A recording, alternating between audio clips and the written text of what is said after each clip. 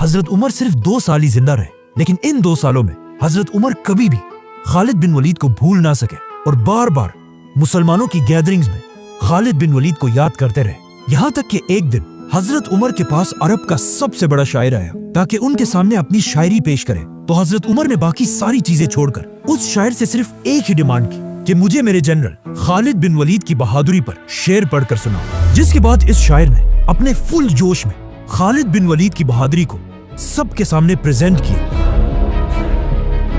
लेकिन जैसे ही वो शायर खामोश हुआ, हजरत उमर ने इस अरब के सबसे बड़े शायर से कहा कि तुम्हारे सारे अल्फाज ने मिलकर भी खालिद की बहादुरी के साथ इंसाफ नहीं किया। लेकिन क्यों आज तक पूरी दुनिया खालिद बिन वलीद को याद करती है? Khalid ibn Walid was one of the 3 greatest warriors of all time. Greatest general in the history of Islam. क्योंकि खालिद बिन वलीद किसी छोटे मोटे घर में नहीं बल्कि मक्का के सबसे ताकतवर और रिच फैमिली बनु मखजूम में पैदा हुए थे और उनके वालिद अरब के सबसे रिच आदमी वलीद बिन मुगीरा थे।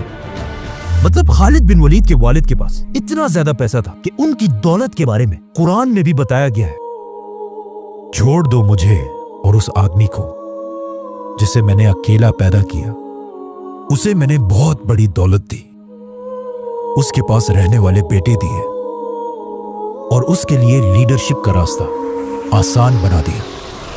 फॉर एग्जाम्पल, काबा को मेंटेन रखने के लिए जितना पैसा पूरा मक्का जमा करता था उतना सिर्फ अकेला वलीद बिन मुगीरा देता था। मतलब खालिद बिन वलीद मक्का में एक शहजादे, एक प्रिंस की तरह बड़े हुए क्योंकि उनके बाप के पास इतना पैसा था कि उन्हें पूरी जिंदगी कोई काम करने की जरूरत नहीं थी सिवाय एक काम के, और उसी एक काम ने आगे जाकर उन्हें दुनिया का सबसे बड़ा जनरल बनाया। और वो काम ये था कि मक्का के 3 बड़े कबीले थे। बनु हाशिम जो मक्का के रिलीजन को कंट्रोल करते थे, बनु उमैया जो मक्का में सिर्फ अपने पैसों के लिए मशहूर थे, और खालिद बिन वलीद का कबीला बनु मखजूम जिसके पास मक्का को प्रोटेक्ट करने की जिम्मेदारी थी। इस कबीले का हर जवान एक खतरनाक वॉरियर था और इनका सबसे इंपॉर्टेंट काम यह था कि ये लोग जंगली घोड़ों को ट्रेन करके उन्हें जंग के लिए तैयार करते थे। इसीलिए बचपन से कोई भी खालिद बिन वलीद से ज्यादा घोड़ों की ताकत को नहीं जानता था, क्योंकि आगे जाकर खालिद बिन वलीद ने अपनी जिंदगी की सारी जंगें अपनी फौज के घोड़ों को ही यूज करके जीती हैं। इसके अलावा खालिद बिन वलीद अपनी जिंदगी में बार बार रोमन एम्पायर की सिटीज की तरफ जाते रहे और हमेशा वहां की बड़ी बड़ी सिटीज और बिल्डिंग्स को देखकर बिल्कुल हैरान रह जाते थे। लेकिन उन्हें इस बात का पता नहीं था कि एक दिन पूरी रोमन एम्पायर सिर्फ खालिद बिन वलीद का नाम सुनकर ही कांपने लगी। अब जब खालिद बिन वलीद अपने बाप के पैसों से एक रिलैक्स जिंदगी गुजार रहे थे, ये एग्जैक्ट वही मोमेंट था जब मक्का के एक छोटे से गार में अल्लाह ने अपना आखिरी प्रॉफिट चूज किया।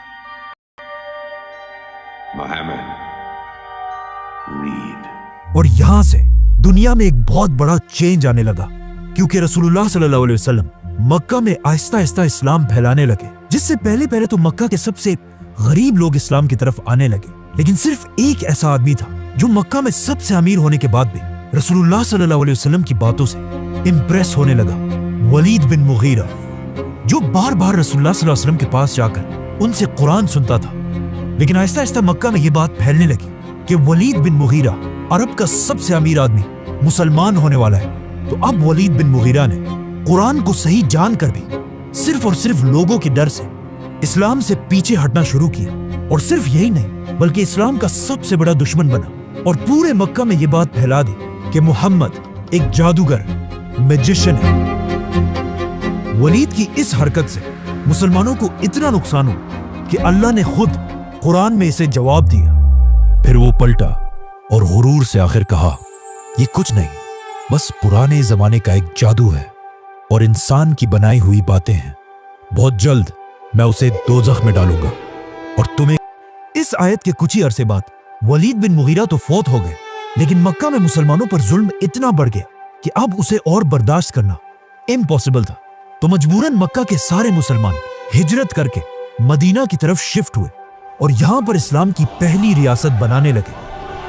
अब जब मुसलमान यहां मदीना में थे तो वहां खालिद बिन वलीद पता नहीं किस काम से अरब को छोड़कर कहीं बाहर गए थे, और जब अपने सारे काम पूरे करके वापस मक्का की तरफ आए तो उन्होंने देखा कि यहाँ तो सब बदल चुका है।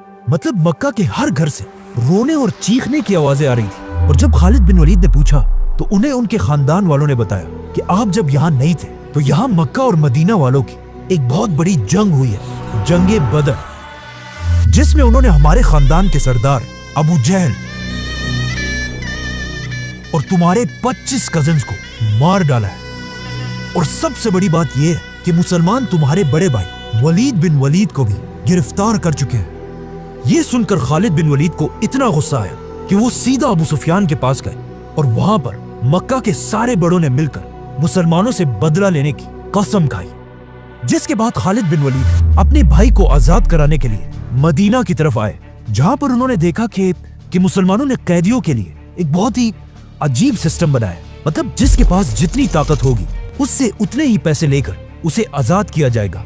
मतलब किसी से 1000 और किसी से 2000 दिनार, और जिसके पास पैसे ही ना हो, मुसलमान उसे सिर्फ इस शर्त पर आजाद कर रहे थे कि वो 10 मुसलमान बच्चों को पढ़ना लिखना सिखाए। लेकिन जैसे ही खालिद बिन वलीद वहां पहुंचे तो उन्हें पता चला कि मुसलमानों ने उनके भाई वलीद बिन वलीद की कीमत सारे कैदियों में सबसे ज्यादा लगाई थी, 4000 गोल्ड कॉइन्स, जो आज करोड़ों रुपए बनते हैं। ये प्राइस वहां बैठे सारों के लिए बहुत ही शॉकिंग प्राइस थी, लेकिन खालिद बिन वलीद के लिए ये कुछ भी नहीं थी। उन्होंने ये सारे पैसे मुसलमानों को अदा किए और अपने भाई को आजाद करके वापस मक्का की तरफ रवाना हुआ। और उनका ये ख्याल था कि मक्का पहुंचकर लोग उनको बहुत जबरदस्त तरीके से वेलकम करेंगे। लेकिन मक्का पहुंचने से पहले एक रात इन्होंने रास्ते में गुजारी और अगली सुबह खालिद बिन वलीद ने उठकर देखा कि उनके भाई वलीद का बिस्तर बिल्कुल खाली है और उसके बिस्तर पर एक लेटर पड़ा हुआ है जिस पर लिखा था, खालिद, मैं तुम्हें बताए बगैर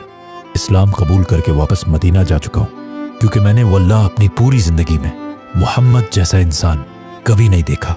और ऐसा मैंने पहले इसलिए नहीं किया कि लोग ये ना समझे कि मैंने कैद के डर से इस्लाम कबूल किया हो।